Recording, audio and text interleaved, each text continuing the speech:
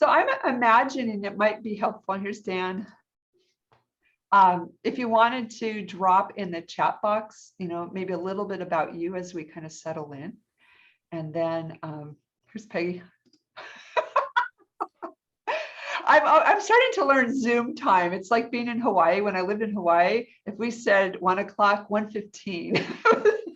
So, no worries on that. But just if you're just arriving, Lou and I are going to jump in. And as I mentioned, if you have questions or comments, if you could use the chat to personal message me so it'll pop up on my screen, but it won't be like interrupting Lou in his process. I think it'll feel a little bit more like he can give his full attention. And I know for me, I can get distracted by it. So I'm imagining it would be helpful for you. But that being said, we welcome questions. We welcome things that you might be struggling, in your own coaching as it related to our topic. This is really about us coming together and really learning about whole person leadership coaching, what I would say, Lou style. So before we jump in, welcome everyone. This is the first time we're doing what we would call kind of our featured coach live performance. In the past, I've always done videos of people, and I realized it's so much more fun to be with other people sharing and learning from them, and also being of service to our community. And so Lou has graciously accepted this opportunity to shine his light and of course be of service. And like I said, the format, we're going to do an interview. So if you have a question, just use the chat box and personal message me. But before we jump in, I would like to introduce Lou as I know Lou, and then I'm going to ask him to talk about more of his professional background and what got into coaching, and then go from there. But one of the things that I really appreciate about Lou is he came in from corporate America, kind of in the more technical project managery leadership way. And what I felt like from the get-go was he really knew that there was something more. There was a transformation, a potential that was more around the human potential, and in particular, the whole person. And I just have to say, I've always appreciated that Lou has been really able to take the method of whole person coaching and really make it his own, but also do something that I think is rare in our world, really reach into someone and help them to find that leader within. And so he's got a very holistic approach that is not only professional and comes from his background in corporate, but it really meets the person with who they are and what matters to them.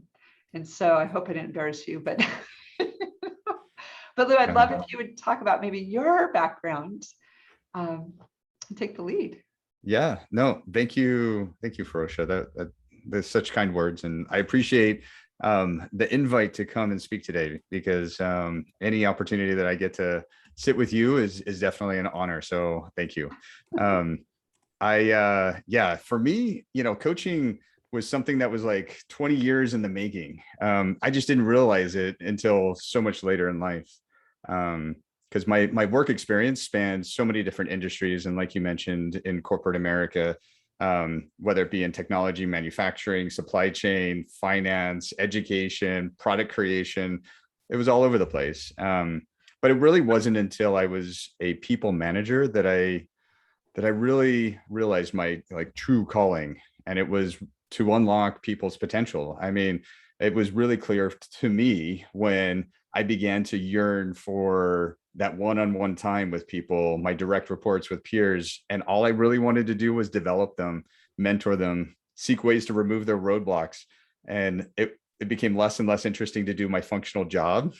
And so at that point, it was, you know what, I think I'm really a coach. And now, looking back, it's like, for my whole career, all the times that I was actually truly happy was the times where I got to hold the role of coach within the role that I was holding. And now I get to do it 100% of my life, every day, every week, and I love it. And so, yes, I never miss all the corporate stuff. And more so, I appreciate everything that I gathered along the way, because that definitely feeds into my ability to kind of coach and help continue to unblock people. So yeah, that's how I got here. Yeah. And it's interesting, Lou, because I was witness to your process of moving from being gainfully employed in the corporate arena to taking that chance to go out on your own and then come back and serve, as an external coach. And I just really want to recognize, that's a big transition. And I love that you said, you took so much of what you've learned and now you're leveraging it, but you also are doing it your way. Right. Yeah. 100%. Yeah. So our topic today is whole person leadership coaching. And one of the things that Lou and I kind of talked about is maybe delineating what that looks like, because there's a lot of terms. We hear executive coaching, leadership coaching, team coaching. And, from your viewpoint, what would you say are the similarities or the distinctions between kind of those two, executive and leadership? Yeah, and it is such a really good question, because often people kind of blur the two together, talk about them one of the same interchangeably, but there is definitely distinctions between them. And for me, everyone in an organization can be a leader. And whether it's from the executives at the very top, all the way down to the individual contributors, everyone can be a leader.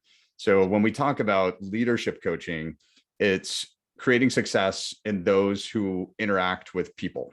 And so if you're somebody who interacts with a peer, cross-functional member, a direct report, manager, any level of the organization, including executives, this leadership coaching is really aimed at fostering connections with people, communication, building effective interpersonal skills, which then begin to unlock people. And you can definitely be a leader and an individual contributor at the same time. So when I think about executive coaching, this is a bit of a nuance within being a leader, right? And at the executive level, the coaching there is more aimed at supporting those at the top tier of the organizations. These clients are often at a level where they're tasked with very complex, multi-layer organizational challenges, and there's a drive for growth in the company.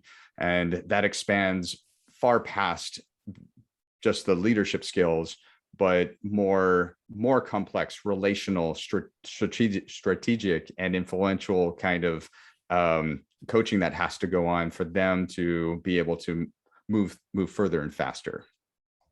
Absolutely. And, as you were sharing that, I was thinking about the kinds of conversations I might have with the C-suite versus maybe the middle management or even the employees, tends to be more outward and organizational.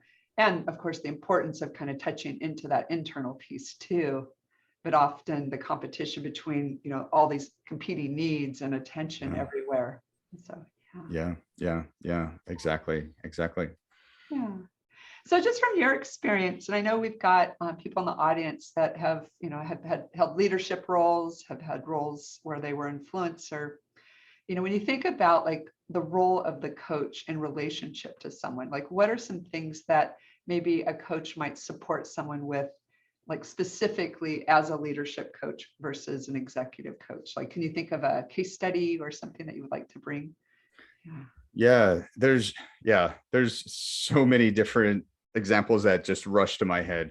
And one in particular that I feel represents that executive nuance level is a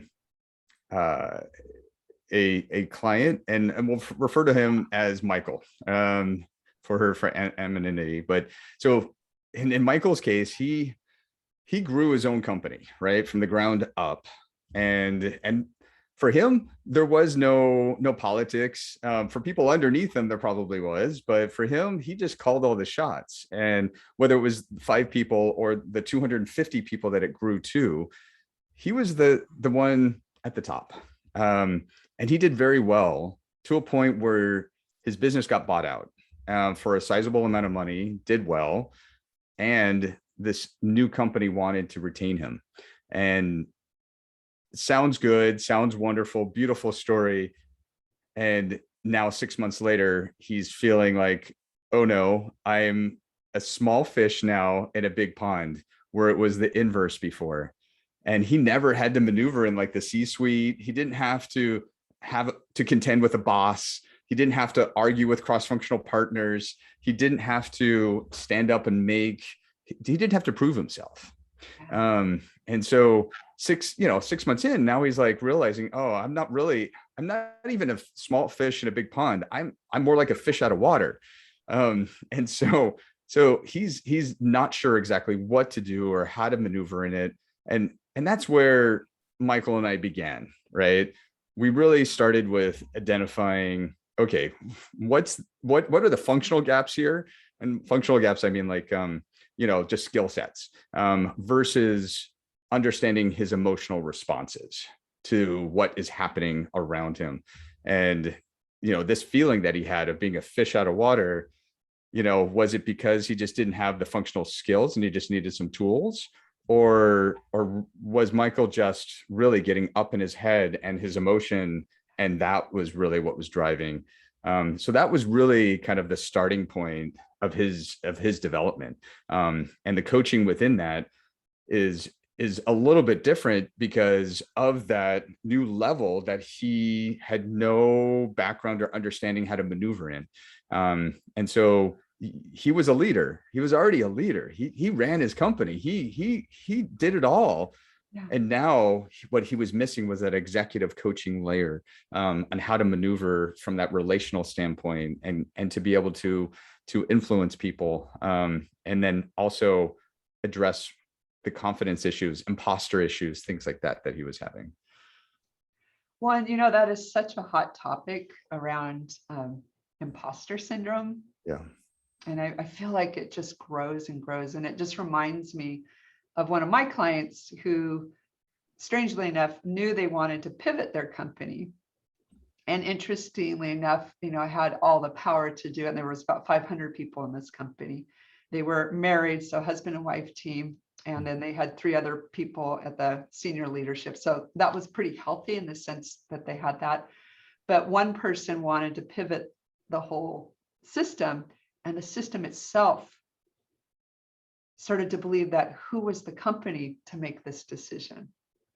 And so it was just a multiple, where it's like having 4 people or 5 people in the room, and one of them starts to doubt themselves, and the whole system started to doubt. And unfortunately, it nearly cost them their company because they were so stuck in old mindset and worried about, we don't have the equipment, who are we to do this, that our clients and our employees know us as X. And it was really sad to just see how, mindset plays such a big role, and with that in mind, talk a little bit more about with this particular client, what were some of the things that you had talked about or, brought to life in the conversation, maybe a little behind the scenes of your skills. Yeah. That's a good question. For part of it is really, as a coach, is really just instilling a lot of listening skills right up front, right? There's a lot that this particular person was going through that he didn't quite understand what was going on. He didn't quite understand why he was struggling. He didn't quite understand that there were nuances of roles at that C-level suite that he just didn't even recognize before. He didn't realize that that he had to partner with people, and this is where some of the very kind of powerful things that we really worked through was really when he had an idea, when it was his own company, he could just make the decision and go. I mean, that was it. In his new world, he has some really great ideas, but it requires him to partner with people. It requires him to storytell. It requires him to be able to convince and persuade. And so when he would bring in these particular nuggets of things that he really needed to work on, there was a lot of times where we just had to dissect the situation, and analogies worked really well with this client. And it was really effective to be able to help him see that if he was from another planet and he decided to change the signal light system because it was more effective in his planet, and he came into a new planet and just wanted to start putting up new lights, that would cause a lot of havoc in the city. And it's like, no, you need to understand what's happening in your current world and create a bridge to help people along. And so talking through and using analogies and helping him see kind of the effect of his actions to that point and why there was so much resistance, and why people weren't following along like they just kind of followed along before. So there was a lot of work there that we did together to help him just see the world bigger than what he was looking at it before. Mhm. It almost sounds like identity level and what we would call social identity level coaching. Yeah, 100%. Yeah. Something that comes up often in my coaching is when someone starts to feel that imposter syndrome, it comes out as distrust with other people or systems. And often, I'm always looking at like, how do I help their nervous system to feel more at peace so that we can treat them, into that more prefrontal cortex, that more ability to think through versus react emotionally. And so just curiosity, what brings up that? Have you noticed that in your clients too, or something? Yeah. Imposter syndrome is such an interesting thing, because it's so false. There was another client who started a business with her friends, basically, and it grew quickly. And before she knew it, she had this title of VP for this company of several hundred people. And she was a VP of operations.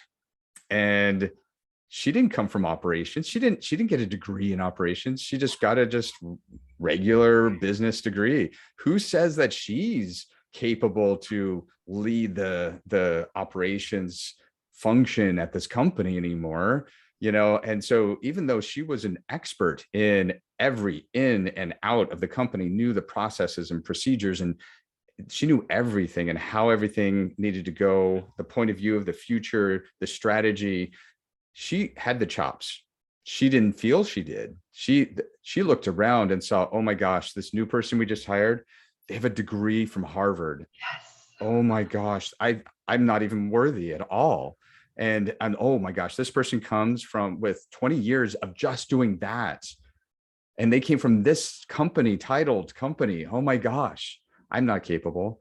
So it's so interesting, because people who often feel that imposter feeling, that is just at the surface. Below the surface, they have it all. It's all there. And so this particular client, it was just a matter of helping her see that, and helping her understand, where are her superpowers and where is her knowledge? Where are the things that all the wins and things she created from the past, and demystifying everything that was fogging her up. And so, yeah, it is so weird, but to your point, it came out in the weirdest ways to her executive team. And the strongest thing that came out was that her executive team began to feel doubt in her abilities, because that's how she was showing up. It was a self-fulfilling prophecy at that point. And so, it's crazy. But yeah, something that we can definitely, work with coaching and being able to understand where this person's at and have them be able to see within to know where their strengths are, and use that as like the foundation that not only that you go from, but you return to, that you build that strong foundation. It's like, yes, I'm rooted back. Now let me go back out again, And so that's, for that client, that's kind of what we did there too. Beautiful. And I really resonated with what you said about their own doubt started to create doubt from other people, because that's kind of what I was speaking to a little bit earlier. It's like, doubt is infectious. Mm-hmm. Oh my gosh. Yeah. And if someone is feeling inadequate, not enough, fill in the not if, not whatever, not if blank, that comes out in how they move through the world. And, we witness that so much in, not only their self-talk as the coach, but also their behaviors, or, not taking action, or not speaking up, or, getting distracted by their internal chaos as opposed to being able to do their job. Mm-hmm. And I'm just curious, because this came up in another conversation around, like things that are happening now with all the complexity of the changes of our world, suddenly everyone going online. was just curious, are you noticing anything with your clients in that as well? Yeah, it's interesting. When we first started with COVID and people working from home, it was pretty devastating for a lot of different people at different levels and their situations. And it's interesting because over the past year and a half, I've seen people come out of that dip in change that happens where there's that impact, and then people go through this ability to just get to a higher place on the other side and move on. So I saw a lot of people go through that dip and stay there for a long time. But over the year and a half, I saw people come out, right? And now what I'm seeing is that people are returning back because companies are mandating changes again.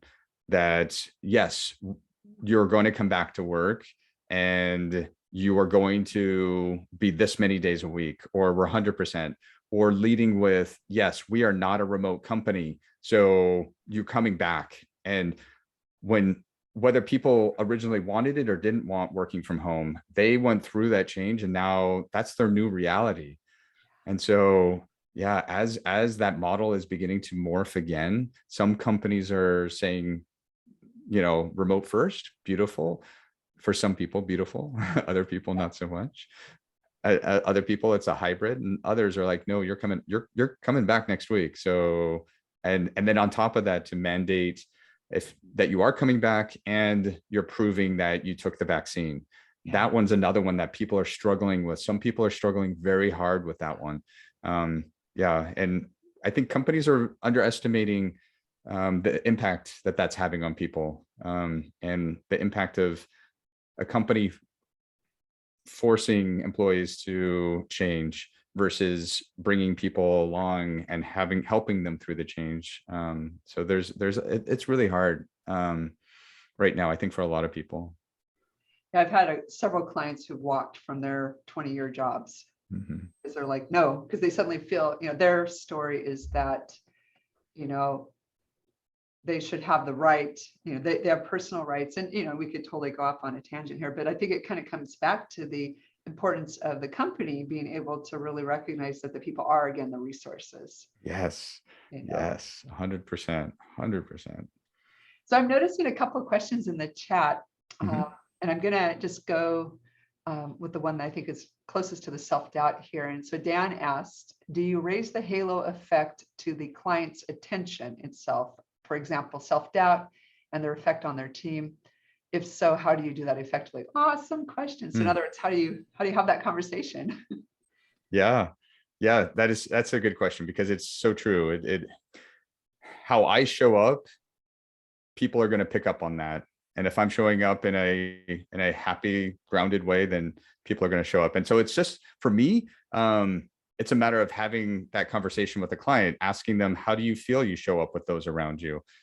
What responses do you feel somebody has when they answer the question, how do I receive that client? I also put it into the client's hands of, how do you feel when somebody approaches and is like this with you? And whether it's kind of like, down in the dumps, kind of low mood versus confident versus, often we try to cover up how we truly feel, and that doesn't always work either. So I work with the client, not necessarily to call out what they're doing, as much as having them talk through how they show up and how they feel they show up with others around them, and how others show up to them, and what they can do to influence that, and both sides, and the power of just that nonverbals that go on in that process too, right? Well, I want to echo in, I like what you're talking about is, moving them through different perspectives, what it's like to receive someone that's showing up in this way, how do you see yourself, and so moving them back and forth. But also, more importantly, is not just, a lot of times we talk about shifting into different perspectives around what's being said or, done, but really what's the energy of that, like if someone is, coming in with a lack of confidence, that has a felt sense to the other people around, which sounds different than what did you say or do, that really it's like what's going on in the inside again. Right. And yeah, just thinking back to the last story about this person who was in the operations and this self-fulfilling prophecy, I mean, I might pick up on it because I know, if somebody shows up in this way, they're probably going to be perceived in a certain way.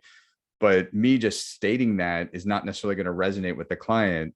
I try to help model or create analogies to have them just come to their own realization and connect their own dots, because it's one of those things that if they can come to figuring that out on their own, it's just so much more powerful. Absolutely. And it kind of brings up how much we are the instrument of change as the coach, and how our presence impacts, the vulnerability factor, whether they sense safety to kind of explore themselves in new ways and maybe consider other possibilities for themselves, but also coming back to, that the client, they themselves, when they figure it out for themselves, that's the safest and most transformational and longest lasting route. Because how many times has someone told us, don't do X, or when you do this, you get Y, but it's not, we don't have that felt of experience of coming to that neural network connection going, oh my God, when I'm doing this, this is how people treat me. And it reminds me of, a person that doesn't respect themselves won't draw people that respect them. Or if someone that is not working, on their confidence or their competence, which they're so interconnected, it's like that may be something deeper underneath that maybe we could go to a therapist for, but also just, having that awareness that that's going on and being able to hear it in a way that you can sense it, feel it, know it for yourself. Yeah, 100%. I love how you say awareness, because awareness is so important. Once you have awareness, I mean, that sometimes just awareness is half the battle. Once you gain that awareness, awareness is so key. Oh yeah.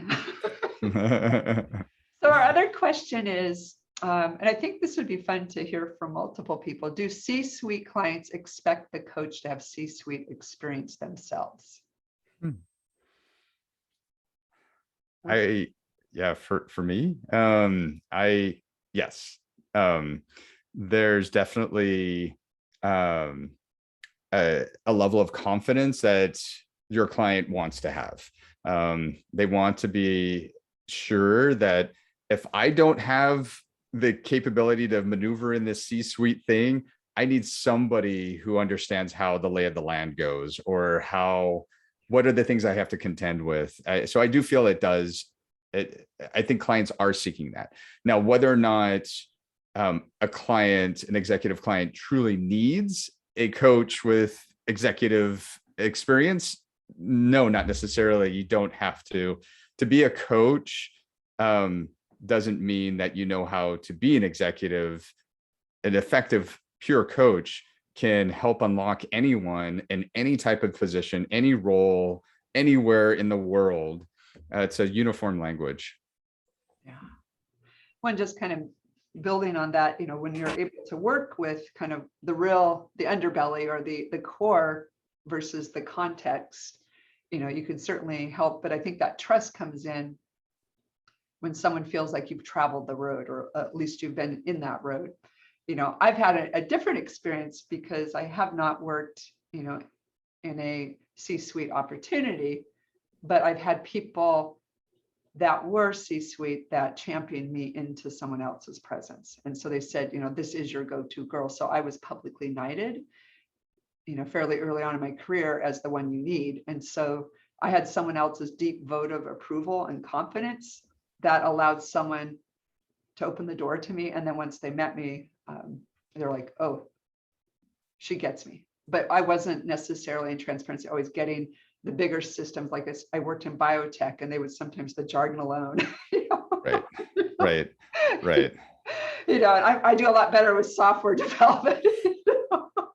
But I was like, okay, and what I would say as the coach, what I found was I had to manage my expectation of myself to have it all figured out.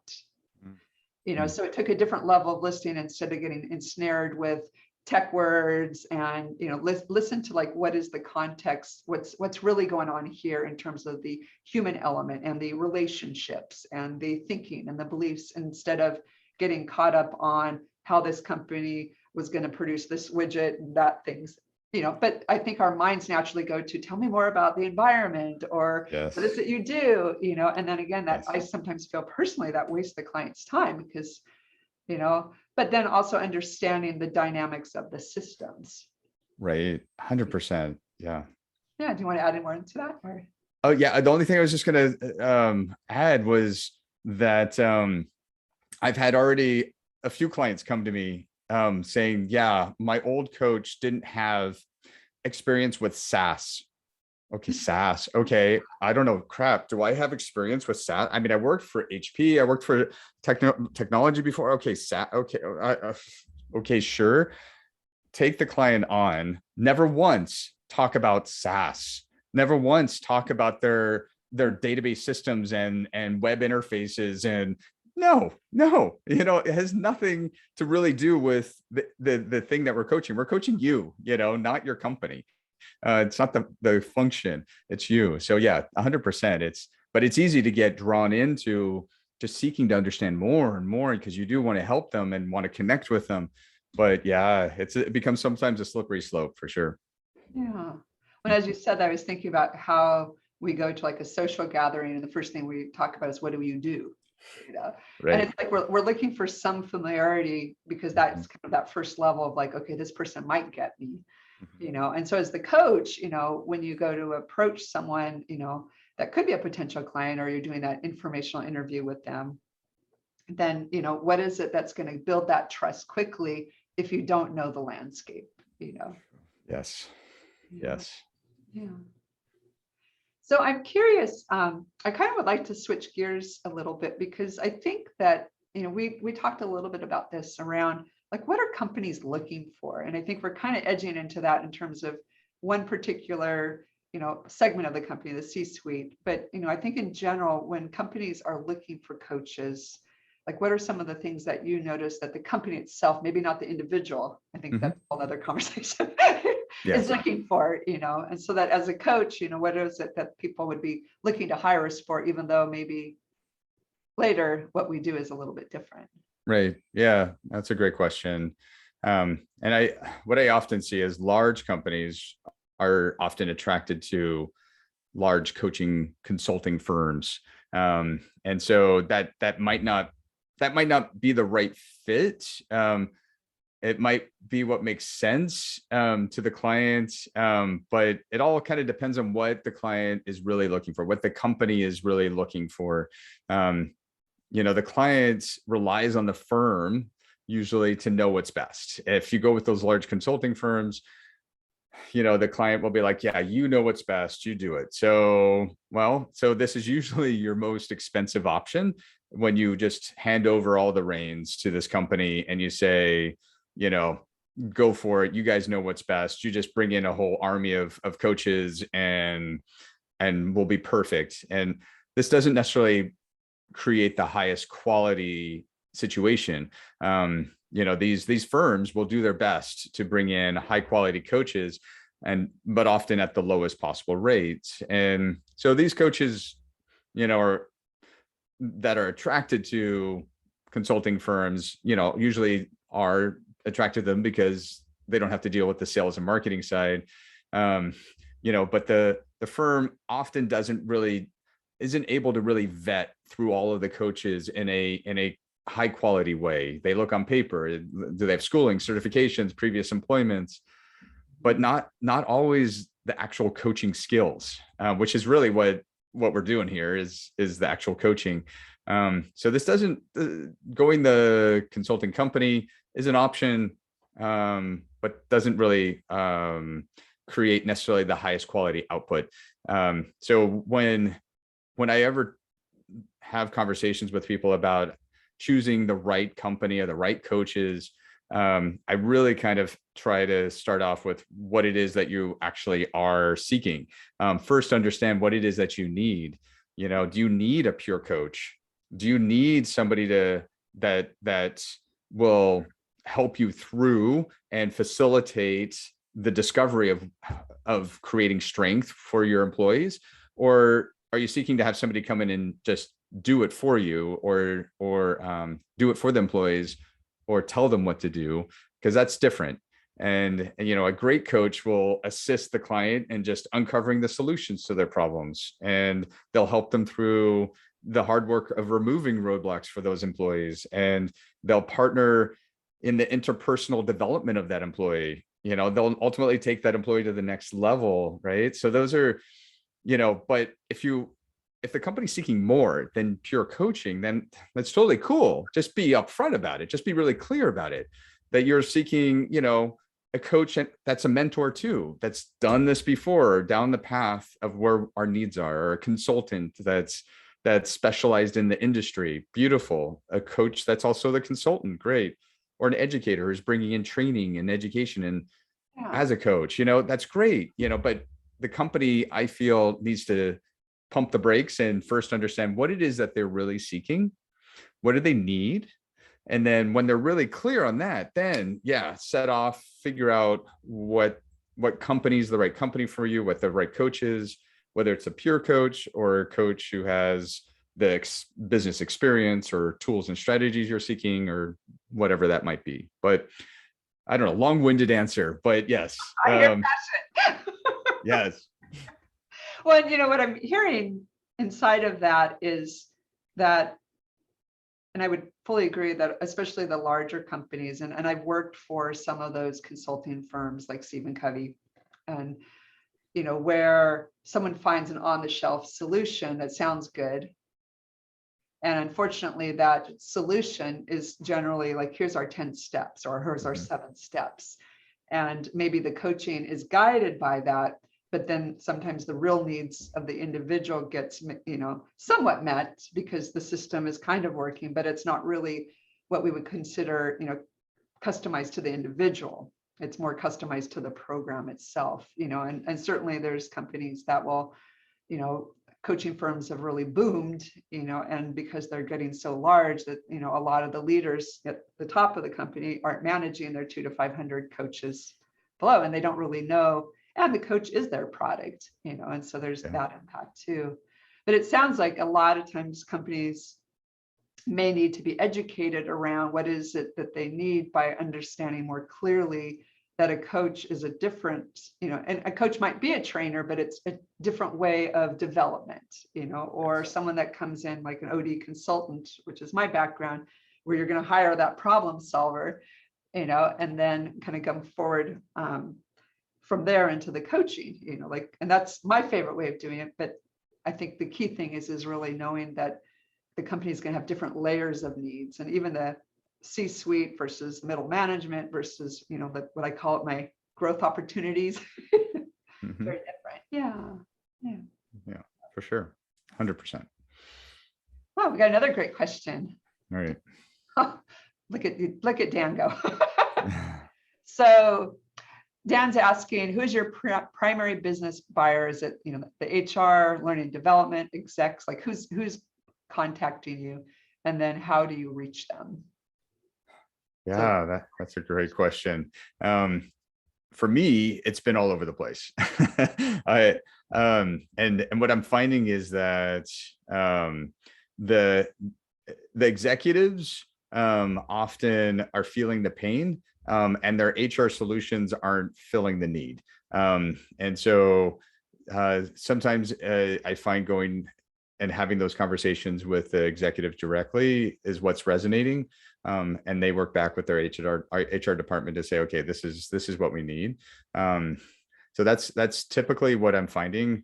There are situations where, especially in a lot of the startups that I work for, they don't have HR departments. They don't, it's really driven by the founders, which, especially in startup organizations, things are moving so quickly, so fast, and people have started maybe in those companies very junior, and they need guidance, they need help, they need coaching to be able to get stronger faster.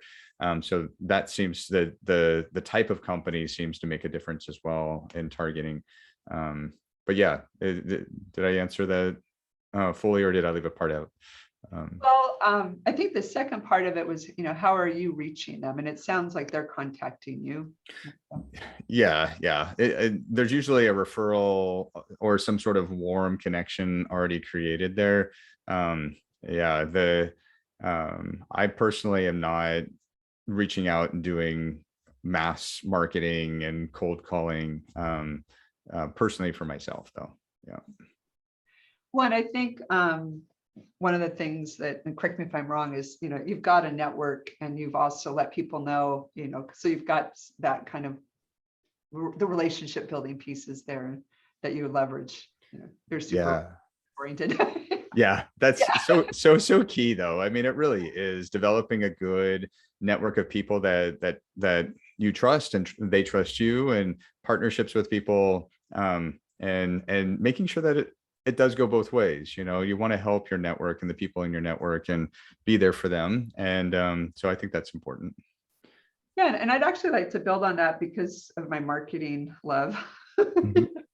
I think that is so important, is that you go out and you help people and they get to get a felt experience of your way, of really showing up for people. And that was super helpful for me when I was beginning my business, to go and volunteer for like Organizational Development Network or American Training and Development, or organizations, get on boards, where I would get to meet people, because those relationship referrals are going to be faster and cheaper than any, writing your book, trying to get up on a stage, doing your podcast, and I think when it's especially the C-suite, they're really looking for somebody, not something. Right. They're looking for that trusted partner. At least that's been my experience. 100%. I mean, it really, if you really think about it, bringing in a coach, especially at the executive level, it can be very intimate. It's a very intimate thing. And that's where, if somebody has an experience with a coach already and they feel that there's trust there, versus them blindly reaching out or just kind of opening their door and see who comes in. I think there's a lot of weight that goes into whether or not that person has developed the trust before they even meet, right? Yeah. It's Well, and just important. that vulnerability of being in that role, in Mm, somewhat of a luminary, visible role, and sometimes asking for help can have its feeling. Yeah. right. 100%. Yeah. So another question came in, are your clients looking for bottom line results like increase in sales, revenue, reduced costs, reduced turnover? Those, measurables. Yeah, that's funny. So if I was a consultant, sure, if I was trying to consult them on how to increase the revenue or how to, you know, increase output or something, okay. What's important for me is that we take a snapshot at the beginning to understand where they are. And that's important for me because when we go 6 months through and we want to reflect back and check in, there's something there to help them realize growth and feel that they are making progress. And so when we start off at the beginning, I want to make sure that we get a clear picture of where they feel they need to improve and where they feel their gaps are. And time and time again, it's what continues our coaching relationship past the introductory period, is that there's that snapshot that helps them see and feel that, yes, I am. Because a lot of the development that goes on with these clients is truly inside, and you can't necessarily open it up and see, oh, I'm at this level now and I'm at that level. It's inside. And so it's like, how am I resonating with people now, and how much progress am I making with this relationship over here or influencing people over there? And what's the dynamic on my team?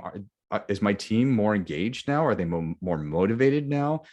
You can't always equate that to a metric. And so with my clients, I try and help focus them there, and not so much on the business output side. If they have a team that's strong and capable, feels supported, they're engaged, that type of team, they'll work hard. They'll invest in you if you invest in them. So, I mean, if you focus on that, the byproduct will be increased sales, increased metrics of whatever you're measuring. But yeah, yeah, I always like to redirect if the conversation goes that way.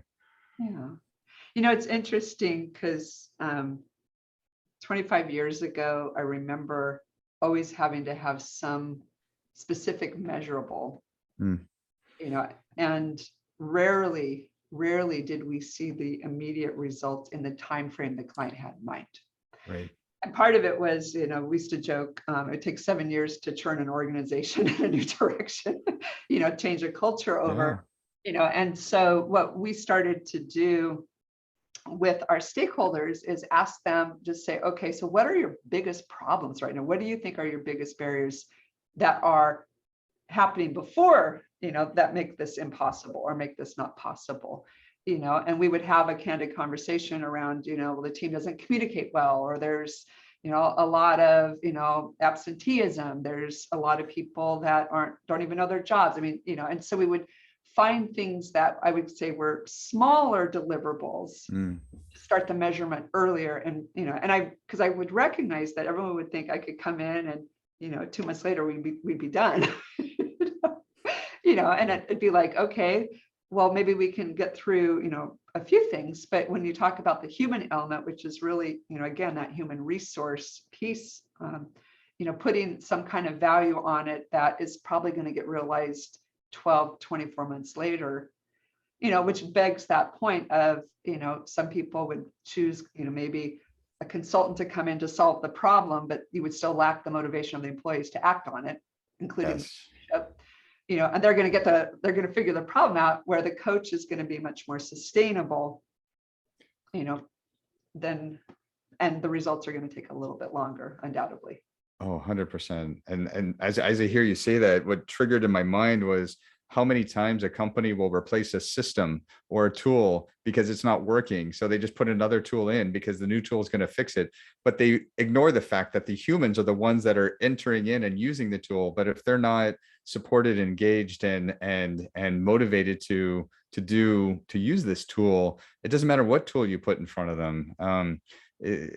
People often forget that there's that human element, and the leader really needs to just pause and spend the time to invest in their employees in that quality way, because that's what's really going to turn the company around. But it's hard. It's really hard to do that. It takes work.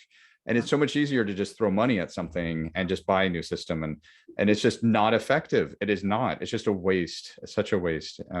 So something else just came up that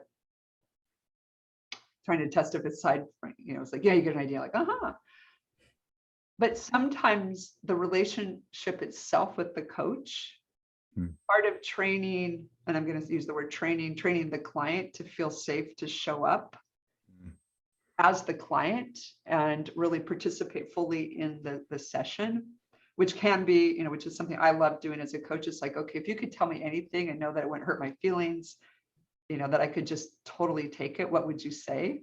And of course, the first couple of times they're like, yeah, oh, this is great. You can tell in the body language, like, okay, something's going on, and just to build that deep trust that the leadership, the stakeholders, that the clients, the employees, the teams that you're working with, if they could feel so safe that they could help you to help them, then you can be really exponential as the coach, and it comes back to you as that instrument of change, but also it models it for the company itself. So I hope that wasn't totally off the mark. No, but yeah, I love that though, because it makes such a difference. And anytime I'm ever talking with a prospective client, I make sure, to call out that pick a company and a coaching company or coach that you feel comfortable with, that you feel at ease with, that you feel you can open up to, not because of necessarily their resume, but because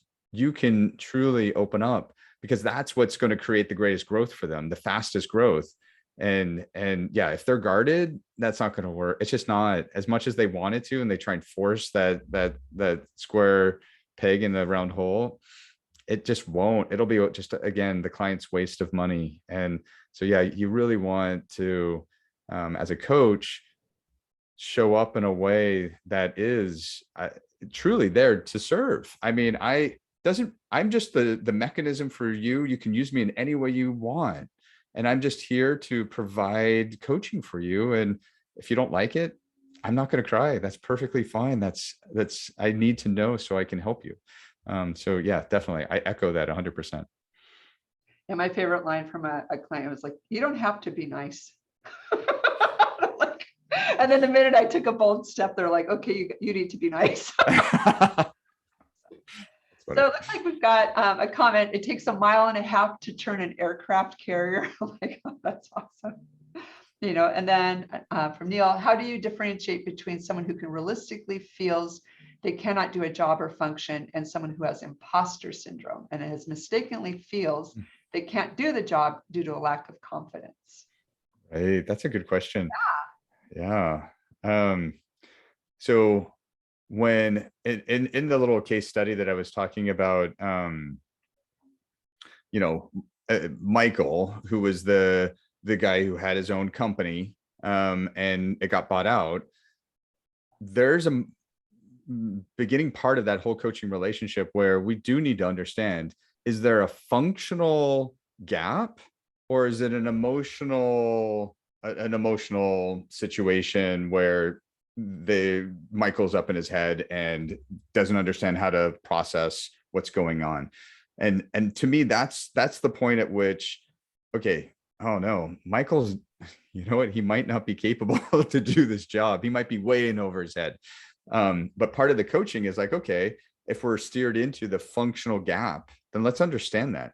And what action can Michael take to help fill in those gaps? And once we understand what the gaps are, Michael can make a decision. I don't want to fill those gaps. I didn't realize those are the gaps I needed to fill.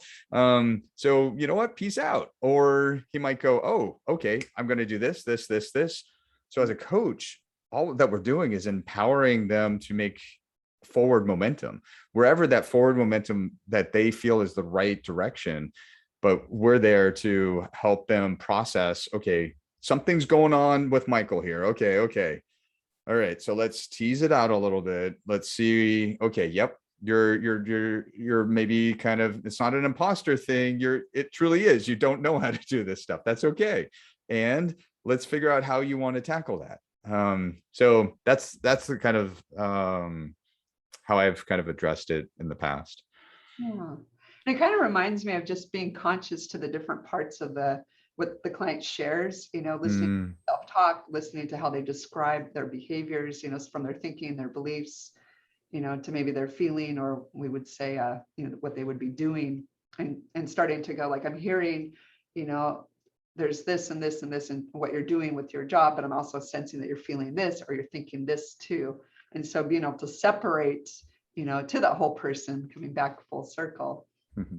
And I love that, you know, you talked about, you know, kind of hitting it both ends, you know, the who and the what and the how. Yeah, for sure.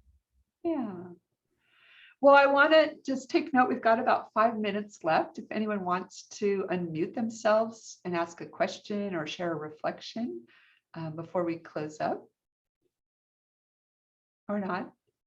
We don't bite. Online, we can't bite. Yeah. So just a quick comment, if you don't mind. Lou, thanks so much for doing this. I really appreciate the effort you put into putting this together for us. It's great to get that perspective on leadership coaching versus executive coaching, and have a chance to address some of these important issues that we all need to think about as we go out there and speak with these clients. It is a unique environment we're in right now, so I really appreciate the efforts that you put forward, and thank you, Feroshia, for putting this together for us. Yeah, thank you. Thanks, Dan. Yeah. Yeah, I'll second that, Lou. Great job. Neil. I really, it's good to get you get the difference between executive and leadership. So that is good to get the differences, and I appreciate all the insights. Thank you. Oh, you're most welcome. Thank you. Yeah, I just wanted to echo both Lou and Neil and Dan. Thanks, Lou. Appreciate the candor and the authenticity. I wasn't sure what what the value, but this has just been fascinating. Great stories, and appreciate the way you describe things. Thanks so much. Cool. You're welcome. Thanks, Mark. Ebuka? Thanks. Okay, for my side too, I appreciate, looking at it from this side of the culture, I think it's pretty the same. I'm working for a large organization. The imposter syndrome resonates very well with me, and how to get people that feel stuck in executive position. So it's a lot of hurdle to cross. So thanks for sharing your perception, and it really makes my day to have participated in this meeting today. Thank you. You're welcome. Ebuka? Yeah. Anyone else want to share anything before we close up? Okay. Thank you, Lou. You're welcome. Thank you. And I think, again, one of the things that I've always enjoyed about you is you have a voracious appetite for learning. Yeah, for sure. And also being the change that you're trying to invite in your clients and really focusing on your own development. And, I think it's always amazing how we can support an individual that supports a system. And in many ways, we're kind of that behind the scenes partner, but our impact is global. Oh, for sure. Yeah. Thank you so much, Lou, for being with us. And if you want to drop your email into the chat box, that might be useful.